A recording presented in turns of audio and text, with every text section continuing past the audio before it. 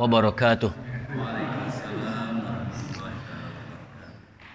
Alhamdulillah nahmaduhu wa nasta'inuhu wa nastahdihi wa nastaghfiruh wa na'udzu billahi min syururi anfusina wa sayyiati a'malina may yahdihillahu fahuwal muhtadi wa may yudlil falan tajida lahu waliyyan mursyida wa asyhadu an la ilaha illallah wahdahu la syarika lah wa asyhadu anna Muhammadan abduhu wa rasuluh alladzi la nabiyya wa la rasula ba'dah. Allahumma shalli ala nabiyyina Muhammadin wa ala alihi wa sahbihi wa sallim. Qala Allah Ta'ala fi kitabihil mubin wa huwa asdaqul qailin a'udzu billahi minasy syaithanir rajim. Ya ayyuhalladzina amanu ittaqullaha haqqa tuqatih wa la tamutunna illa wa antum muslimun. Amma ba'd.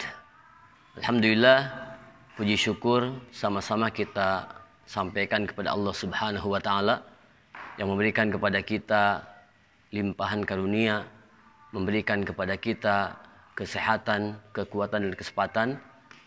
Khususnya pada malam ini Allah bimbing kita untuk hadir di majlis yang Allah muliakan ini. Sama-sama kita mencaz kembali keimanan kita pada Allah Subhanahu wa taala. Semoga dengan kita menambah ilmu kita, kualitas iman dan amal kita semakin meningkat di sisi Allah Subhanahu wa taala. Saya menyampaikan mohon maaf terlebih dahulu kepada jamaah karena malam ini saya datang terlambat. Ya, qadarullah mau berangkat jam 8 kurang seperempat gitu ya, karena seperempat jam memang rasanya cukup dari rumah ke sini. Tapi tiba-tiba ada panggilan alam. Ya, jadi ya harus menuntaskan dulu dan ya akhirnya terlambat begitu ya. Insya Allah pada malam ini seperti tema yang disampaikan dalam flyer atau poster, kita akan melanjutkan kajian yang sebetulnya sudah kita mulai malam kemarin di Masjid Al-Islah, ya, dekat dengan masjid kita saat ini. Yaitu kita insya Allah akan membahas terkait dengan al-awaiq, tentang rintangan, halangan atau hadangan yang menghambat kita untuk bisa bersikap istiqomah. Baik istiqomah dalam menjalankan ketaatan ataupun istiqomah dalam meninggalkan kemaksiatan atau dosa. Jadi seringkali kita ini punya punya keinginan untuk bisa konsisten melakukan kebaikan, melakukan ketaatan. Atau seringkali kita ini mengatakan saya tobat, tidak akan melakukan kesalahan yang pernah dilakukan. Tapi ternyata dalam perjalanannya kita kembali meninggalkan ketaatan yang sudah kita azamkan untuk terus dikomitmenkan. Atau seringkali kita kemudian kembali melakukan kesalahan yang pernah kita tinggalkan. Nah, maka di pertemuan pertama malam kemarin kita bahas 2 poin dari 18. Ya, nanti insya Allah kita akan coba hasbat tolab, tergantung permintaan, mau dibahas detail atau dibahas sepintas saja. Kalau sepintas sih insya Allah 18 poin dalam 15 menit bisa selesai dengan bacakan hungkul gitunya. Nah, tapi kalau kita mau coba sedikit uraikan seperti yang dipaparkan oleh para ulama, khususnya oleh Syekh Ahmad Abul Qasim Al-Harawi, maka nanti kita akan coba uraikan sedikit demi sedikit. Ya, kemarin kita bahas bahwa poin pertama yang membuat kita kemudian gagal istiqomah adalah karena kita terlalu berpangku tangan, terlalu bersandar pada rahmat Allah yang sangat luas. Ya, orang mau tobat tapi karena ingat rahmat Allah maha luas, wah nanti sajalah tobatnya kalau sudah usia sekian. Atau kita terlalu permisif dengan perbuatan dosa yang kita perbuat. Sehingga mau tobat Allah kan maha pengampun. Ya, dosa sebesar apapun nanti juga Allah akan ampuni. Nah, kemudian yang kedua yang kemarin kita bahas adalah kita ini terkadang atau bahkan cenderung ihtiqaru dzunub, menganggap enteng, menganggap sepele perbuatan dosa. Sehingga anggapan sepele kita terhadap dosa yang diperbuat menjadikan kita justru malah terus berbuat dosa itu. Ya, kata para ulama, tidak ada dosa yang besar dengan kita taubati. Dan tidak ada dosa yang kecil kalau kita terus lakukan berulang terus-menerus. Karena yang kecil kalau kita lakukan terus-menerus akan menjadi besar. Yang besar kalau kita taubati akan Allah hapuskan. Jadi kan Masya Allah ya. Kalau kita berbuat dosa sebesar apapun, selama kita ini taubatnya benar-benar sungguh-sungguh kepada Allah Subhanahu wa taala, maka dosa sebesar apapun itu akan Allah ampuni. Orang yang berbuat kufur sepanjang hidupnya, menjelang kematiannya dia kemudian menyatakan Islamnya kepada Allah Subhanahu wa taala, mengikrarkan 2 kalimat syahadat, maka dalam sebuah hadis Rasul mengatakan bahwa keislaman seseorang itu menutupi perbuatan kufur yang telah dilakukan sebelumnya. Ya. Al-Islamu yajubu ma qablahu. Islam itu menutupi, menggugurkan dosa-dosa yang diperbuat selama masa dia kufur dulu. Jadi kalau dulu pernah menyembah berhala, pernah percaya sama selain Allah dan sebagainya, kemudian setelah beberapa saat orang ini mengatakan aku iman kepada Allah, aku bertobat atas dosa-dosa yang diperbuat sebelumnya, maka walaupun dia tidak pernah sholat selama bertahun-tahun yang lalu, nah dengan Islamnya dia akan mendapatkan ampunan dari Allah Subhanahu wa taala. Nah, kemudian yang ketiga yang akan kita mulai bahas pada malam ini adalah al-aik ats-tsalis. Rintangan yang ketiga. Halangan, hambatan yang ketiga adalah al-ightirar bil a'mal as-salihah. Tertipu dengan amal solehnya sendiri. Maksudnya gimana nih kira-kira? Jadi seringkali ada orang yang merasa merasa bahwa amalnya sudah begitu banyak, sudah begitu cukup. Sehingga ketika orang merasa sudah maksimal melaksanakan sholat, aku mah nggak perlu lagi melakukan amal itu. Udah banyak stok kok dari amal ini, gitu. Ya, ada orang dia sangat dermawan. Dikenal sangat dermawan kepada orang lain, punya harta banyak. Maka dia mengatakan dalam dirinya, walaupun saya tidak sholat, saya akan tetap bisa berbuat baik, bisa ngasih ke orang lain. Ya, bahkan ada juga mungkin setan yang ngajirim. Apa ngajirim itu? Setan yang berwujud temannya. Udah ente mah nggak usah sholat juga, insya Allah masuk surga. Karena amal ente dari pintu sodako sudah sangat banyak. Nah, maka kemudian dia tertipu dengan amalnya sehingga kesilauan dia dengan amal soleh yang dia lakukan itu menyebabkan dia kemudian merasa cukup dari amal soleh yang lainnya. Nah, ikhwani fillah jamaah rahimani wa rahimakumullah. Ada sebuah ayat yang Allah sampaikan, afa aminu makrallah. Apakah mereka merasa aman dari makar Allah? Fala ya'manu makrallah illal qaumul khasirun.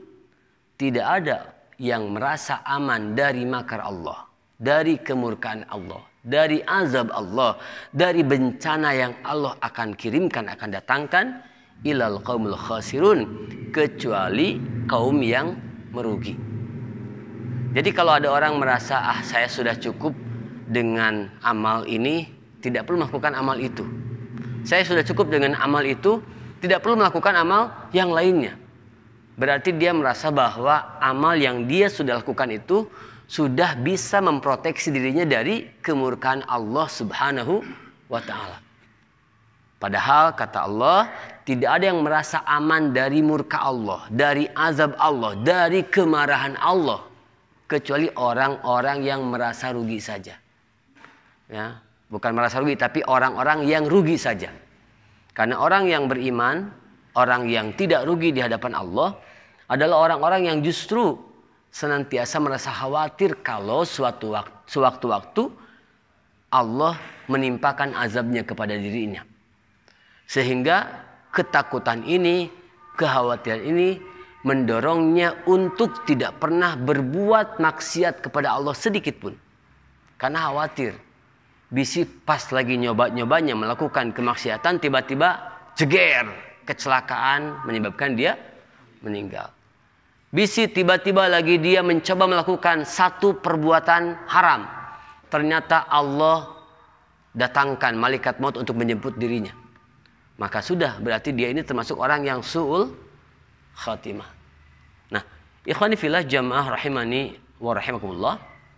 Dan Allah katakan orang-orang yang beruntung, yang jauh dari kerugian, orang-orang yang beriman, orang-orang yang istiqomah itu adalah orang-orang yang walladzina yu'tuna ma atau wa qulubuhum wajilah. Orang-orang yang menunaikan, yang mendatangkan, yang melakukan apa yang mereka perbuat, yang mereka lakukan, wa qulubuhum wajilah, dan hati mereka merasa takut, merasa khawatir, merasa cemas. Annahum ila rabbihim rajiun. Sesungguhnya mereka itu akan dikembalikan kepada Tuhan mereka. Ini surat Al-Mu'minun ayat ke-60. Aisyah radhiyallahu anha pernah bertanya kepada Rasulullah sallallahu alaihi wasallam, "Wahai Rasulullah, apakah orang yang dimaksud dalam ayat ini adalah orang-orang yang mereka ini minum khamar? Mereka ini mencuri atau melakukan kemaksiatan-kemaksiatan yang lain sehingga mereka khawatir bahwa amal mereka itu tidak diterima oleh Allah Subhanahu wa taala." Jadi mereka khawatir karena mereka ini STMJ, sholat terus, maksiat jalan. Nah, kata Rasulullah sallallahu alaihi wasallam, "La ya binta As-Siddiq." Tidak, wahai putri As-Siddiq, wahai putri Abu Bakar. Sesungguhnya mereka itu yang merasa takut, merasa khawatir amalnya tidak diterima Allah itu adalah orang-orang yang yasumuna, orang-orang yang konsisten melaksanakan saum. Wa yusalluna, mereka juga konsisten melaksanakan salat. Wa yatasaddaquna, mereka konsisten melaksanakan sedekah. Wa hum yakhafuna alla yuqbala minhum. Tetapi di balik konsistensi mereka melaksanakan ibadah itu, mereka juga dihinggapi rasa takut bahwa amal mereka tidak diterima oleh Allah Subhanahu wa taala. Ya. Ulaikal ladzina yusari'una fil khairat, itulah mereka orang-orang yang senantiasa menyegerakan diri untuk melakukan kebaikan-kebaikan. Jadi orang itu justru semakin dia khusyuk ibadah, semakin dia taat kepada Allah, semakin dia fokus melaksanakan amal soleh, justru semakin merasa khawatir, cemas bahwa amal solehnya tidak diterima oleh Allah Subhanahu wa taala. Ya. Bukan merasa pede. Ya. Kan di kita malah sebaliknya, beramal sedikit tapi pedenya luar biasa gede gitu ya. Padahal amalnya jika dibandingkan dengan para ulama terdahulu, apalagi dibandingkan dengan sahabat, mungkin teu satai kukun acan. Ya, tapi ternyata kepedeannya luar biasa, ya. Bahkan seorang sahabat saja, Fudalah bin Ubaid radhiyallahu anhu, dia mengatakan, "Lian akuna a'lamu minallah qad taqabbala minni mithqal habbati khardalin ahabbu ilayya minad dunya wa ma fiha." Sungguh katanya, jika aku mengetahui bahwa Allah Subhanahu wa taala telah menerima amal perbuatan yang aku lakukan, walaupun hanya mithqala habbati khardalin, walaupun hanya sebesar biji sawi. Kalau ada kebaikan yang dilakukan oleh beliau dan oleh para sahabat yang lain, dan sudah dapat garansi dari Allah bahwa amal yang setetes itu, amal yang setitik itu, yang sebesar biji sawi diterima oleh Allah Subhanahu wa taala, maka sungguh hal itu lebih baik dibandingkan dengan dunia dan seluruh isinya. Karena penerimaan Allah itu, ya kalau Allah sudah menerima amal yang kita lakukan, maka balasan yang Allah berikan itu pasti tidak akan tanggung-tanggung di luar apa yang kita bayangkan. Makanya di surat Al-Maidah Allah katakan, innama yataqabbalullahu minal siapa? Minal muttaqin. Sesungguhnya hanya amal dari orang-orang yang bertakwa saja yang akan Allah terima.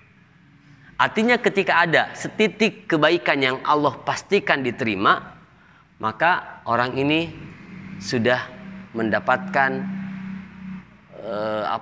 kepastian sebagai orang yang bertakwa di sisi Allah Subhanahu wa taala. Ikhwani fillah jamaah rahimani wa rahimakumullah. Ya. Nah, ini ada hadis yang Rasul sampaikan, ya, di antaranya terkait dengan melaksanakan sholat asar. Meninggalkan sholat asar. Ya. Ada orang yang menyepelekan sholat, termasuk sholat asar. Padahal sholat asar ini, kalaulah ditinggalkan, maka ini sungguh orang ini termasuk orang yang merugi. Kata beliau sallallahu alaihi wasallam, man taraka sholatal asri faqad habita amaluhu. Barang siapa yang meninggalkan sholat asar, entah karena kesasar, ya, atau sibuk di pasar, atau apapun alasannya, kalau sampai meninggalkan sholat asar, ya, faqad habita amaluhu, maka sungguh telah gugur amal yang diperbuatnya. Ya, dalam penjelasan para ulama di antaranya disebutkan bahwa kalau seseorang meninggalkan sholat asar, maka amal yang dia lakukan dari mulai subuh sampai dengan waktu itu sudah Allah gugurkan semuanya. Bahkan dalam hadis yang lain kita akan temukan man faqada sholat al-asri ka'annama wutira maluhu wa waladuhu.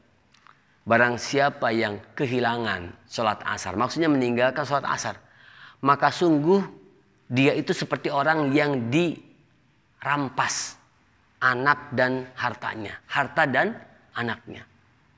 Padahal kan dua hal ini menjadi zinatul hayati dunia, betul gak? Menjadi perhiasan kehidupan dunia, yang orang banyak mati-matian mengejar dunia dalam bentuk harta, tisuk-suk, tidung-dung, melaan duit. Nah, kasarnya kan gitu. Ada orang yang mati-matian, habis-habisan dia pergi pagi, pulang petang untuk mencari harta. Ada orang yang mengorbankan segala sesuatunya untuk bisa mendapatkan apa? Mendapatkan anak sebagai perhiasan dunia. Artinya dua benda ini, dua hal ini, anak dan harta menjadi sesuatu yang sangat berharga di dunia.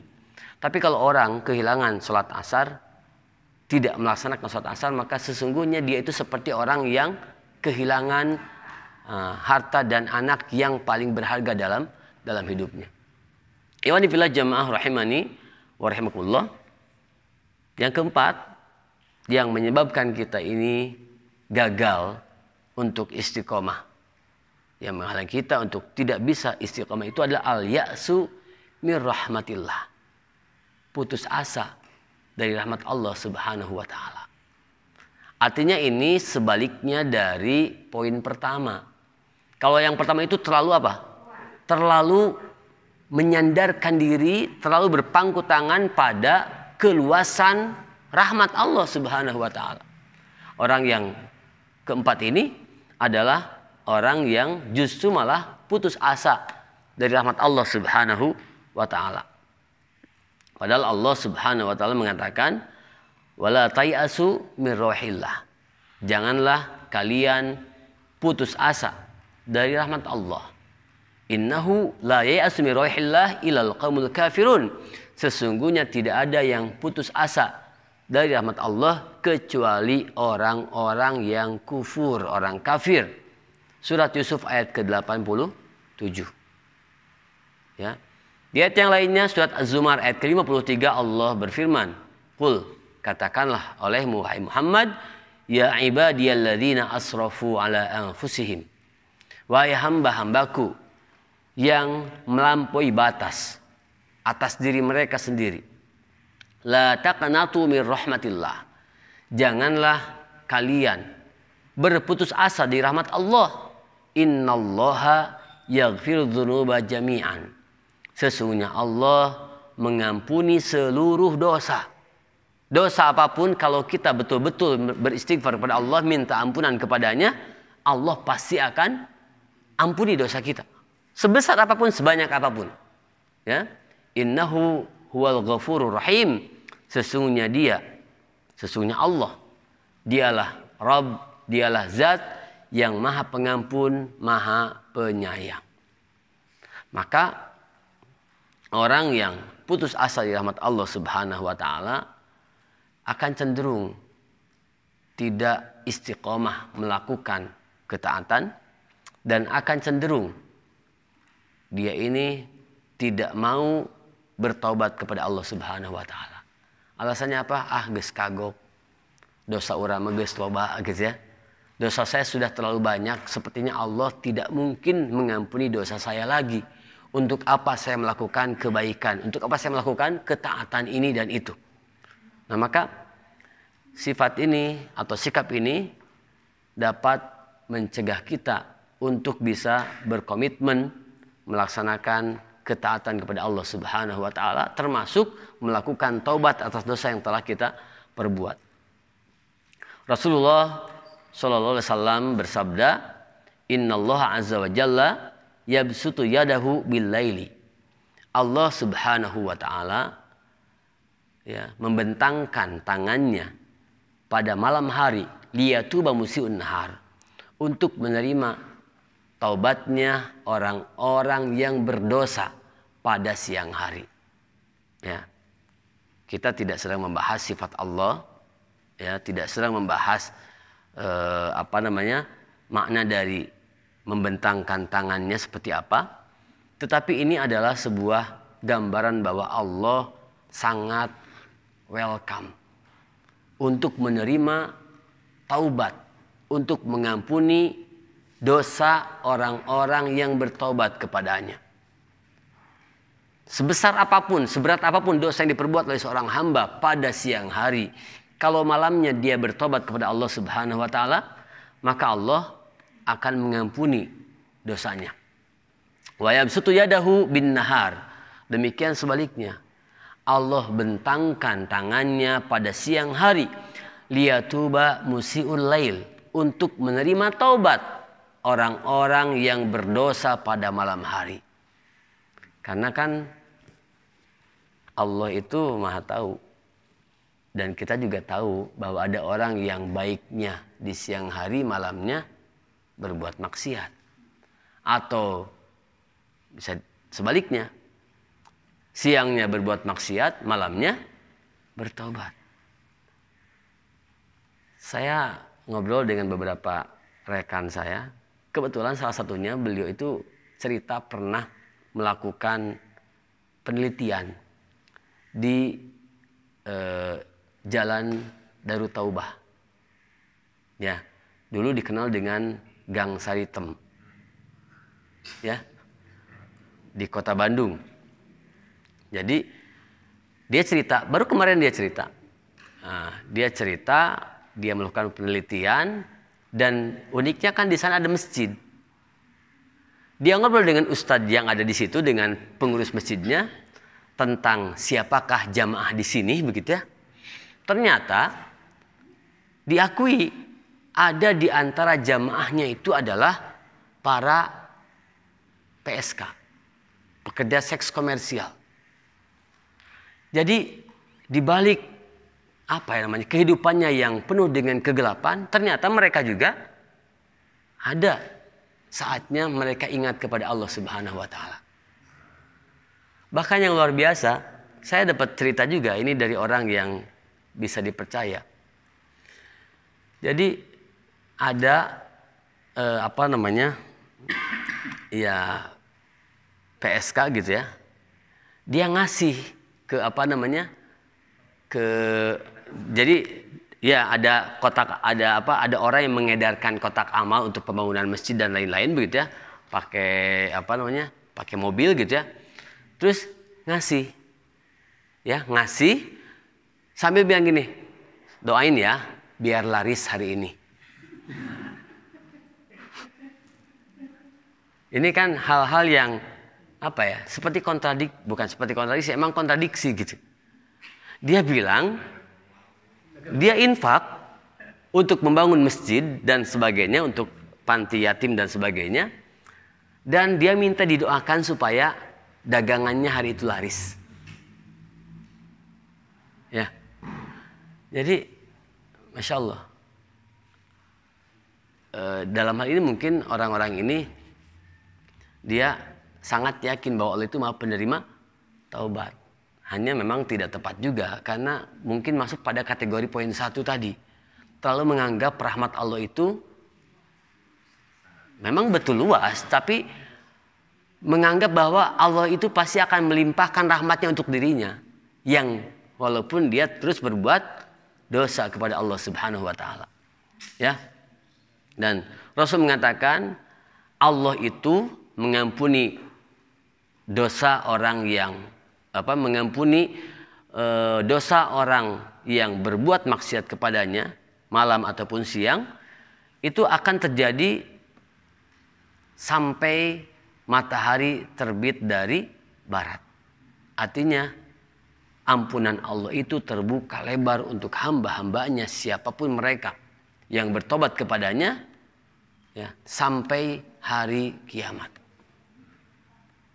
Jadi disinilah maka kita tidak perlu dan tidak boleh kita putus asa dari rahmat Allah Subhanahu wa taala. Walaupun tadi kita jangan sampai kemudian terlalu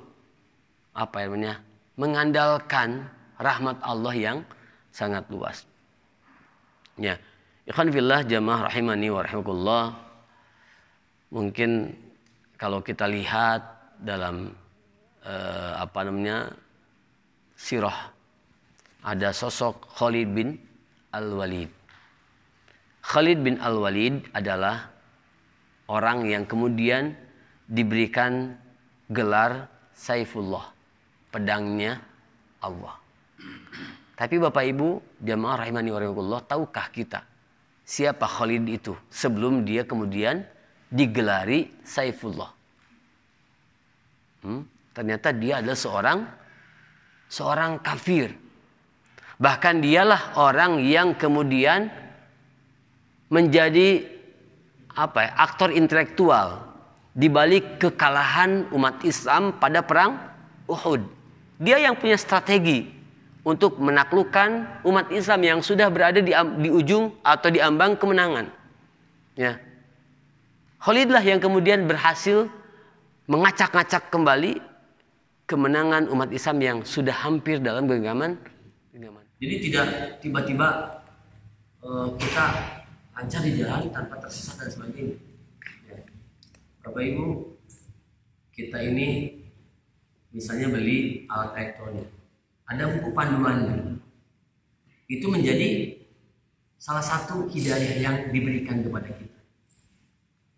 Apakah kita mau baca dan kita amalkan atau tidak, itu pilihan kita. Kalau kita mau penggunaannya aman dan bisa maksimal sesuai dengan fungsinya, maka kita baca, kita ikuti. Kita beli obat, ada ada kertas resep. Ada resep. Kalau di dalam kemasan itu ada apa? Ada aturan pakai. Itu hidayah. Terserah mau kita ikuti atau tidak. Di aturan pakai itu atau di kertas itu tertulis dosis, misalnya anak usia 5 sampai 12 tahun 1 kali 3. Terserah kita mau kita ikuti atau mau kita balik jadi 3 kali 1. Hanya mungkin kalau kita tidak ikuti, kita balik hidayahnya, Ya, 3 kali 1 ya siap-siap kode overdosis bisa mati gitu ya. Nah, kita dibilang jemaah rahimani Allah, Allah Subhanahu wa taala telah memberikan kepada kita yang namanya fitrah. Fitrah itu cenderung mengantarkan kita kepada kebenaran dan cenderung mengantarkan kita untuk menerima syariat Islam. Ya. Makanya kan dalam hadis Rasul mengatakan, "Ma min mauludin illa yuladu 'ala fitrah." Tidak ada orang yang dilahirkan kecuali dilahirkan dalam kondisi fitrah. Fitrah itu ya tadi cenderung kepada kebenaran, cenderung kepada kebaikan, dan cenderung bisa menerima Islam. Tapi orang tuanya ini yang berpotensi mengacaukan fitrah itu, sehingga anak ini menjadi orang yang cenderung kepada apa? Yahudi, Nasrani, atau Majusi. Ya. Atau bisa dijaga dalam fitrahnya, tetap bisa menerima Islam dengan terbuka. Kan gimana pendidikan orang tuanya juga di rumah, gitu ya. Yang paling penting itu.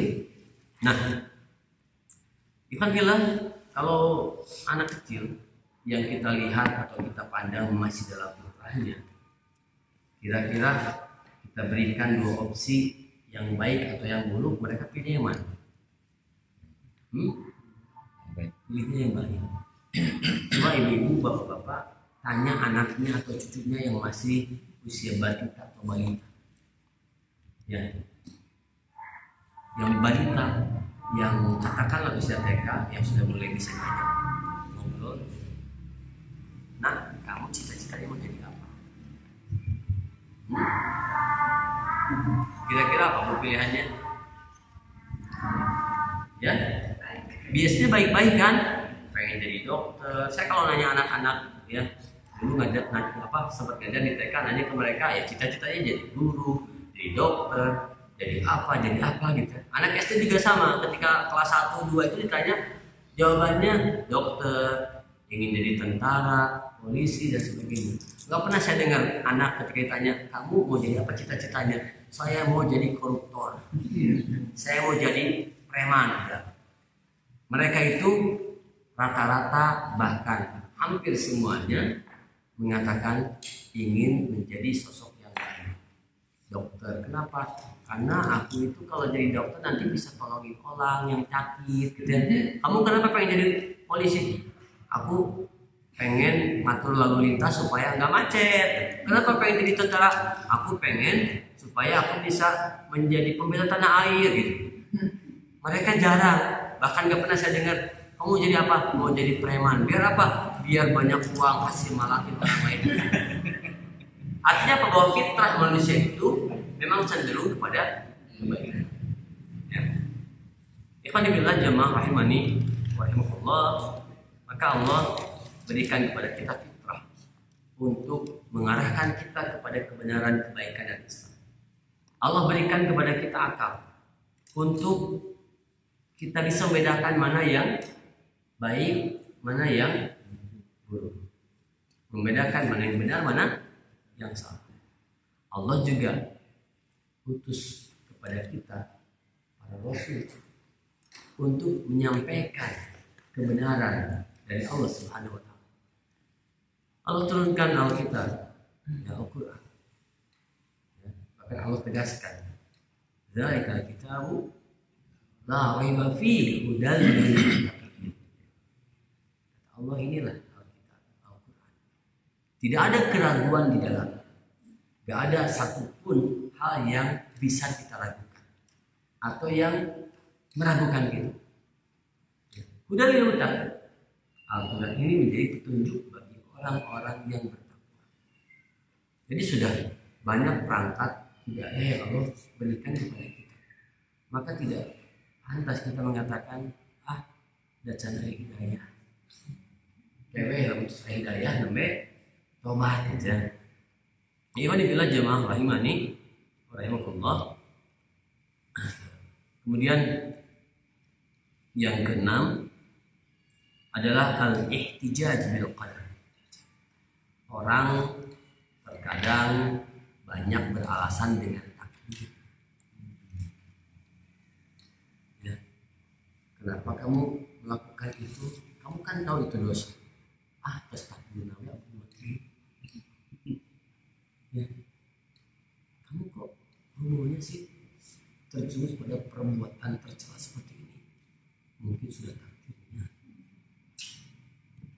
Gak bisa cari uang dengan cara yang lebih haram. Sudah takdirnya. Ada nggak yang gitu? Oh banyak. Banyak orang yang melakukan keburukan, meninggalkan kebaikan dengan alasan sudah takdirnya. Maka tidak pantas kita mengatakan qadar Allah.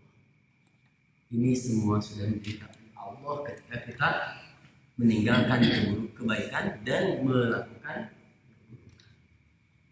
Tapi ibu jamaah rahimani rahimahullah, karena kalau kita mengatakan bahwa aku ini berbuat maksiat sudah jadi takdir Allah, aku meninggalkan ketaatan juga sudah menjadi takdir Allah, maka itu kira-kira mencederai kemuliaan Allah atau enggak? Ya, mencederai kemuliaan Allah, mencederai kemahasucian Allah Subhanahu wa Ta'ala, mencederai keadilan Allah Subhanahu wa Ta'ala. Kalau kita katakan bahwa kita ini jadi ahli maksiat karena takdir Allah, maka akan menjadi hal yang tidak adil kalau kemudian orang itu berbuat maksiat atas kehendak Allah, kemudian Allah berikan kepada mereka azab. Ya. Sama aja dengan tidak adilnya Allah ciptakan orang berbuat baik, ya, dan orang melakukan kebaikan itu hanya karena takdir Allah, kemudian di akhirat dapat apa? Dapat surga. Jadi kata orang yang ahli maksiat, enak ya si anu ditakdirkan jadi orang soleh, jadi orang yang taat ibadah, udah mah di dunia dia dipuji-puji orang, dia di dunia dapat banyak kebaikan, di akhirat juga nanti dia dapat kebaikan. Apa bedanya dengan orang-orang apa? Dengan orang-orang Jabariyah yang mengatakan bahwa semuanya adalah kuasa Allah Subhanahu wa Ta'ala, artinya manusia tidak punya sedikit pun kuasa ikhtiar untuk mengubah nasib. Sedangkan innallaha la yughayyiru ma biqaumin hatta yughayyiru ma bi anfusihim. Allah itu tidak akan mengubah nasib suatu kaum sampai dia mengubah nasib mereka sendiri. Ya.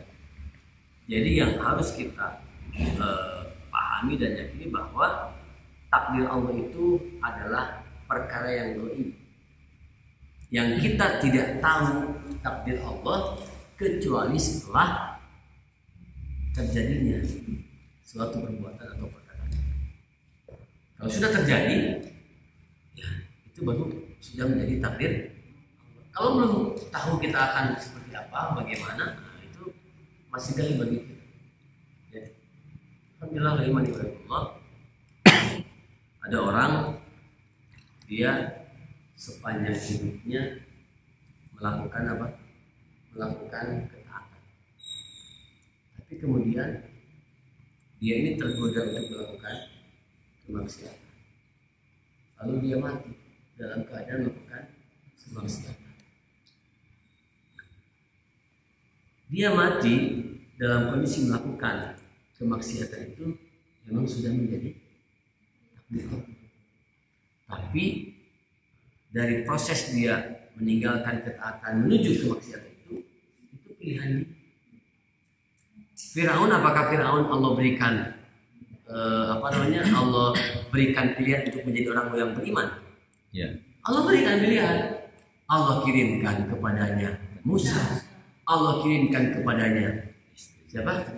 Istrinya. Allah kirimkan kepadanya Harun. Ya. Bahkan Allah perintahkan kepada Musa. Musa ini kan nabi yang dikenal dia punya watak yang keras. Ya. Punya watak yang keras.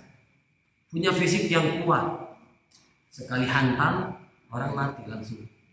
Ya. Ketika mulai pertengkaran atau orang Mesir dengan orang Bani Israil dihantam, ya. Kazal Musa dihantam oleh Musa, disikat, dicep itu langsung mati itu orang Mesir. Saking kuat. Tapi ketika Allah perintahkan Musa dan Harun untuk berdakwah kepada Fir'aun, orang yang sangat songong, ya, dengan mengatakan ana rabbul a'la, aku Tuhan kalian yang paling tinggi. Sudah mah mengatakan Tuhan, bilangnya Tuhan yang paling tinggi. Artinya kalaupun ada Tuhan-Tuhan yang lain, itu semuanya ada di bawah. Nah, di bawah telunjuknya gitu. Kira-kira begitu kan, sombongnya luar biasa. Tapi kata Allah apa? Pergi kepada Firaun, qula lahu qaulan layyin. Katakan kepada keduanya, katakan oleh kalian berdua kepadanya, ajak dia, dakwah dia dengan perkataan yang lemah lembut. Coba orang sombong sama Allah dikasih apa? Dikasih nabi yang dapat tugas, dapat mandat untuk berkata dengan santun, dengan sopan. Ini tidak dianggap sebagai apa ya namanya, wujud hidayah. Ini hidayah, cuma tidak diambil sama ya. Ikhwanillah jamaah rahimani wa rahimakumullah. Maka sekali lagi tidak pantas seseorang mengatakan aku berbuat maksiat sudah jadi takdir, aku meninggalkan ketaatan pun sudah menjadi takdir Allah Subhanahu. Ya kalau gitu mah ya sudah saja. Kalau misalnya kamu sakit, gak usah minum, biarkan Allah menyembuhkan dengan takdirnya. Kalau kamu lapar nggak usah makan, nggak usah nyuap, ya, nggak usah nyuapin makanan ke mulut.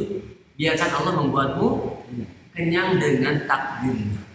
Kalau kamu haus, ya perlu meraih air untuk kamu minum. Biarkan Allah menghilangkan dahagamu dengan takdirnya. Ya, kalau kita selalu menyalahkan apa? Menyalahkan takdir.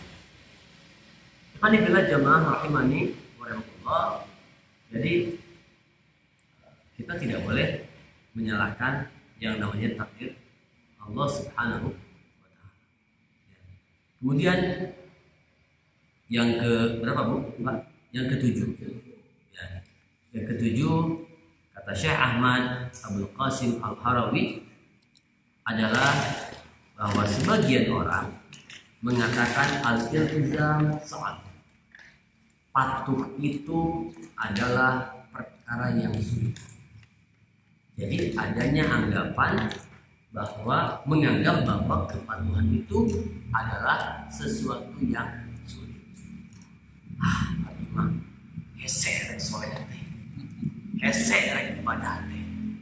Kata saya mah meninggalkan kemaksiatan teh hese. Ya, orang itu kalau sudah candu dengan maksiat kan memang susah untuk move on, untuk lepas dari maksiat itu. Sebagaimana orang yang sebetulnya kalau kita mau lihat sisi yang lainnya, orang kalau sudah biasa melakukan ketaatan, maka sekali saja dia tinggalkan ketaatan itu akan merasa menyesal, akan merasa ada sesuatu yang hilang. Bapak-bapak nih, saya lihat di sini banyak ahli masjid yang biasa konsisten melaksanakan sholat berjamaah di masjid misalnya. Sehari saja, sekali saja tidak datang ke masjid, walaupun karena sakit, ada perasaan apa? Ada perasaan menyesal. Ya Allah, hanya baca betul tidak mangsi gakir. Ya Allah, kenapa saya sakit seperti ini? Jadi ada saya tidak bisa apa? Tidak bisa berjamaah masjid. Walaupun mungkin ya, tidak harus dia ekspresikan dengan seolah menyalahkan takdir Allah memberikan sakit. Ada orang yang karena terbiasa melaksanakan sholat berjamaah di masjid, ketika sedang safar pun dia mencari masjid untuk bisa dia jadikan sebagai tempat sholat. Karena ada sesuatu yang hilang ketika dia tidak datang ke masjid pada waktu sholat. Tadi, tapi ada juga orang yang mengatakan bahwa iltizam itu atau melaksanakan kepatuhan itu adalah hal yang sulit.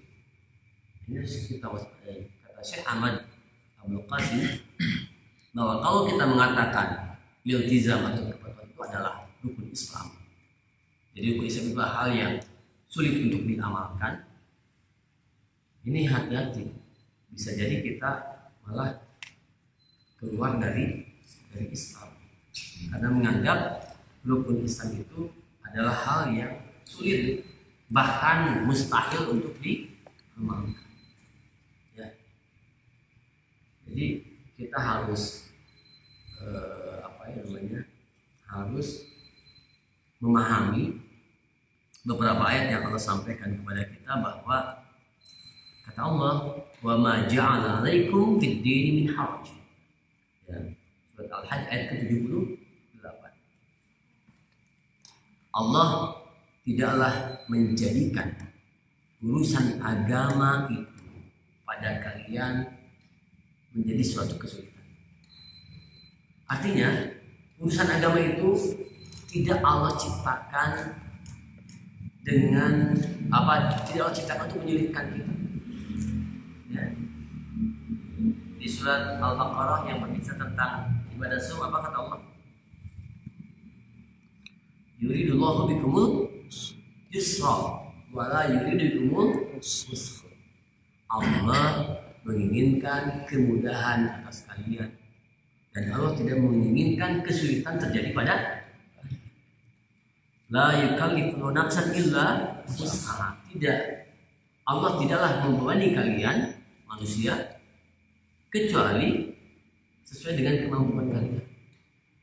Allah tidak membebani seseorang melebihi batas kemampuannya. Ketika Allah uji kita, pasti ujian itu sudah Allah standarkan dengan kemampuan kita. Ketika Allah perintahkan kita untuk melakukan sesuatu, maka yakinlah perintah itu tidak mungkin keluar dari batas kesanggupan kita untuk melaksanakannya. Kalau dibandingkan dengan malaikat, kan malaikat itu dalam beberapa riwayat disebutkan, mereka itu ada yang sujud bertahun-tahun tidak pernah bangkit. Ada yang ruku bertahun-tahun tidak pernah bangkit. Ada yang Allah tugasi bertasbih terus tidak pernah berhenti. Coba bayangin, kalau kita di dunia ini oleh Allah ditugaskan untuk ibadah, ya, dalam pengertian sholat, terus sholat nggak pernah berhenti, kira-kira apa yang akan kita rasakan?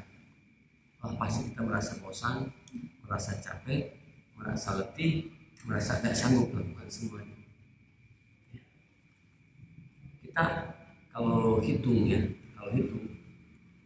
berapa lama yang Allah perintahkan kita untuk melaksanakan sholat, dan berapa lama waktu yang Allah berikan kepada kita kebebasan untuk melakukan aktivitas lain. Kira-kira mana yang paling banyak? Aktivitas saya ataukah sholat? Pasti aktivitas lain. Sholat itu kan cuma 5 waktu. Satu waktunya katakan kita ambil yang lamanya, misalnya 10 menit. Ya, 10 kali 5, 50 menit. Dia setelah Nabi tadi jadi 20 menit, 1 jam. 1 jam kita ambil untuk ibadah. Nah, 23 jam sisanya enggak dipakai buat apa? Asalkan jangan apa? Asal jangan dipakai maksiat kepada Allah Subhanahu wa taala. Artinya hanya 1 dari 24 yang Allah minta kita untuk diisi dengan sholat. Allah berikan kepada kita waktu untuk makan minum sepuas kita. Berapa lama? 24 jam, 1 hari kali 350 hari. Ya, 350 sampai 355 hari. Katakanlah kita ambil sedikitnya 350 hari dalam 1 tahun. Allah wajibkan kita untuk saum itu berapa lama? 1 bulan. Apakah 1 bulan itu kali 24 jam? Tidak. Di kita kan mungkin rata-rata berapa jam ya? 14 jam ya? Ya, 14 jam. 14 jam kali 30 berapa tuh? 40 14 kali 30 berapa? 420 ya. Ya. Kalau dibandingkan dengan waktu yang tersisa untuk kita bisa makan minum sepuasnya, ya asalkan tidak makan minum yang haram, mana yang banyak? Waktu untuk saum atau untuk makan-makan minum? Nah, jelas untuk makan minum, jadi hanya sedikit. Ini bukti bahwa Allah tidak menjadikan syariat itu membuat kita sulit. Ibu-ibu banyak yang merasa keberatan pakai jilbab, misalnya karena gerah dan sebagainya. Kira-kira mana yang lebih kita pilih? Sedikit kegerahan atau kita terbuka tapi kemudian kita menjadi korban penistaan, pelecehan. Mana yang dipilih oleh ibu? Ini kan syariat itu Allah tetapkan untuk menjaga kita. Ada namanya apa namanya? Maqasidus syariah. Ya. Tujuan syariah itu ada. Syariat ini menyebutkan ada 5. Ada hifdzun nafs yang menjaga jiwa, menjaga harta, menjaga keturunan, menjaga akal dan sebagainya. Nah, ini semua adalah untuk kebaikan kita semua. Cuma dibilang jemaah rahimani wa rahimakumullah, maka poin yang ke berapa tadi itu? Yang ke-8 itu pun sebetulnya tidak bisa kita terima begitu saja. Ya, iltizam atau menjalankan agama itu mudah. Karena agama itu Allah tetapkan untuk memberikan banyak manfaat. Kita kalaupun misalnya tadi dia melaksanakan beberapa syariat yang Allah wajibkan, itu kan tidak sepenuh waktu. Hanya persoalannya memang Rasul katakan huffatil jannatu bil makarih wa huffatin nar bisyahwat. Surga itu dikelilingi, diliputi oleh hal-hal yang tidak kita sukai. Dan sebaliknya neraka itu diliputi oleh hal-hal yang berbau syahwat yang sangat-sangat disenangi. Sholat itu kan gak lama. Capek kena sholat, capek kena lupa. Capek kena sholat, capek kena futsal. Capek futsal kan?